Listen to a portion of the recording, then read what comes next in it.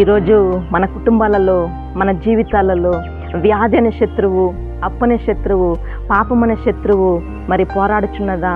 మన జీవితాలలో మరి చీకటితో నిండి ఉన్నదా?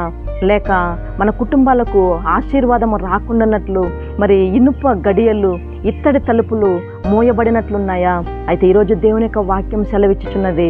మీకా గ్రంథము 2వ అధ్యాయము 13వ వాక్యంలో చూసుకున్నట్లయితే, ప్రాకారంలో పడగొట్టువాడు వారికి ముందుగా పోవును. మరి మన దేవుడు ప్రాకారం అంటే మరి మనకి అడ్డముగా ఉన్నటువంటి గోడలు కావచ్చు, కంచె కావచ్చు, లేక కోటలు కావచ్చు, మరి వాటన్నిటినీ దేవుడు పడద్రోసేటటువంటి దేవుడై ఉన్నాడు.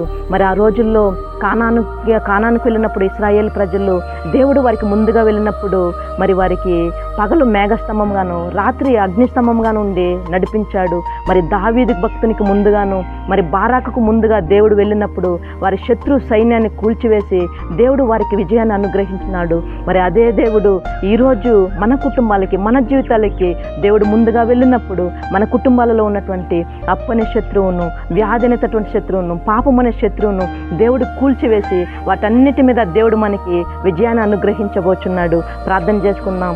మంచి తండ్రి యేసయ్యా, నీకు వందనాలు ప్రభువా. అయ్యా, మా కుటుంబాలలో, మా జీవితాలలో నాన్న శత్రు కట్టినటువంటి ప్రాకారములు ప్రభువా, సాతాను కోటలను కూల్చివేయండి ప్రభువా. అయ్యా, చీకటిగా ఉన్న బ్రతుకులలో వెలుగు ఉదయించునుగాక నాన్న.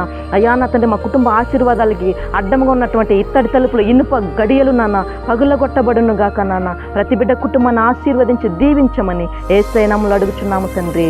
ఆమేన్.